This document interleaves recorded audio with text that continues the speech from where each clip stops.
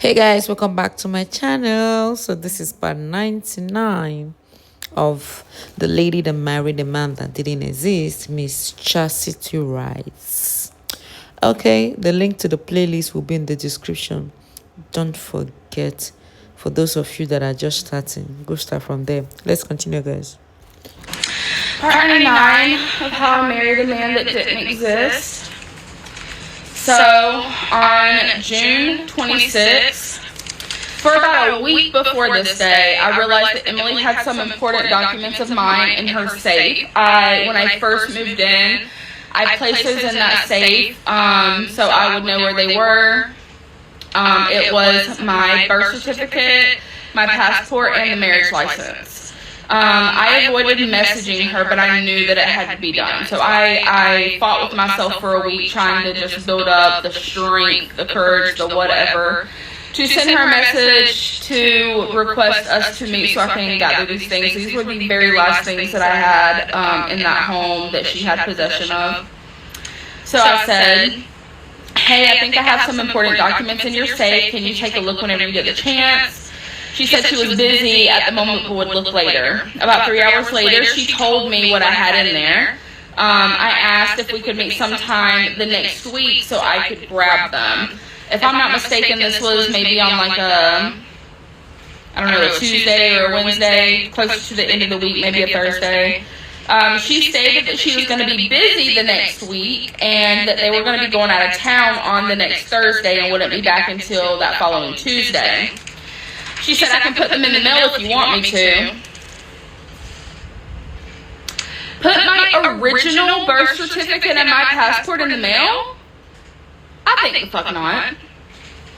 So, I told her no, and that I would just see her when she gets back. I'm like, damn, stupidity really runs in these genes heavy. Put my original birth certificate in the mail is crazy work. No. And I don't know which one I trusted less, the mail or Emily, to be quite fucking honest. I needed to see these with my eyes. I needed to put my hands on these myself. So, at this point, I had no details about where she said she was going out of town, but I knew in my bones that she was taking the girls up to Orlando to see Rob. I also knew in my bones that Amber would somehow be a part of this, and I knew I was going to lose my shit if Emily let her around the girls.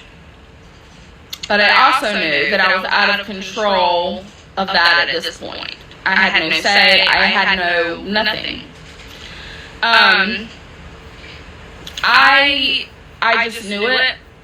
Like I said, I had zero information. It was just my intuition telling me that this is what was going to happen.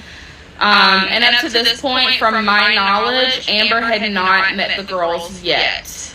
That could be true, that could be false. I was working off of, like I said, the information I had at the time.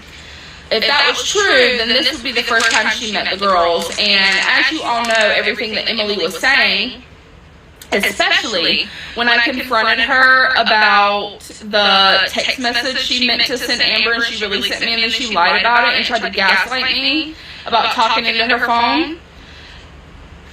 Remember I said, clock it and put it in your back pocket, when her response was, I have nothing to say to that woman. I don't want anything to do with her. Alright. So, the time passes, the 4th of July comes and goes, and on July 5th, I am doing my burner Facebook check, and I noticed that Amber had changed her profile picture to a picture of her and Rob at some 4th of July festivities. I then saw that she changed her cover photo to a photo of the girls and Rob. Just them three and him. Okay, before I crash out, I just want to dissect this picture for a second. This is the order of the picture. Middle, youngest, Rob, eldest. They were sitting on a little concrete wall, a concrete raising. He is not touching or embracing any of the girls. He had a very solemn look on his face. While the picture of him and Amber together, he was smiling. Each of the girls' body posture was completely closed off and uncomfortable. Their arms were tucked super close beside them, or their hands were locked in front of them, or their arms were crossed. Very closed off body language. And if you know anything about body language, you know what these are cues for. These are cues for uncomfortability. These are cues for awkwardness. These are cues for being in a situation in which you feel unsafe.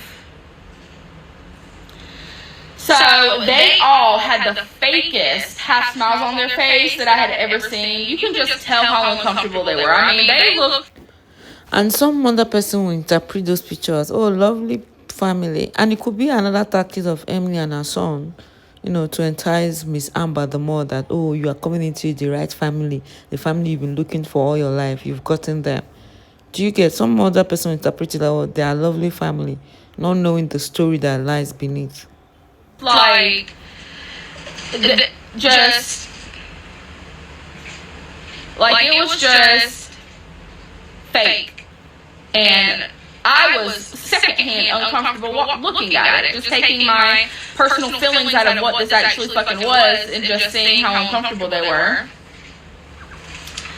Now, back to my crash out. You nasty, dirty, grimy, snaky, manipulating bitch.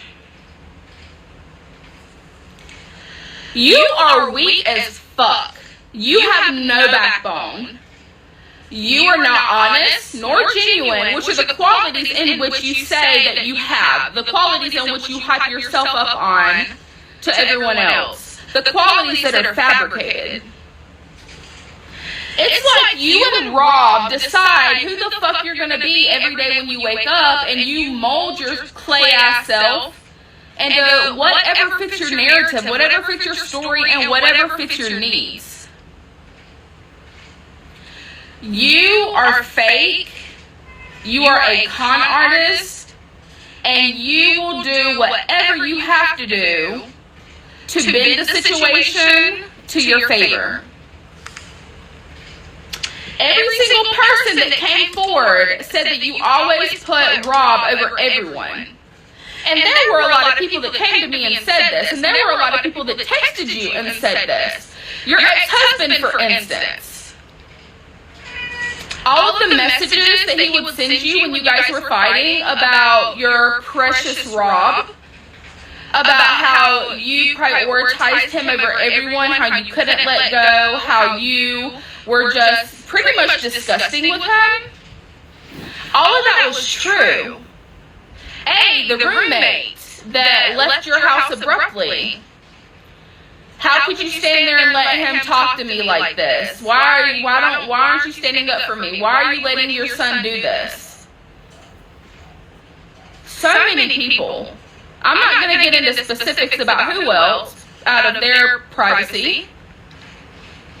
But this was a theme with you. You burnt so many bridges by paving Rob's way to abuse and manipulation and fraud to every person in his life and yours. You are a coward. You are literally just another pawn in the game of Rob. Okay?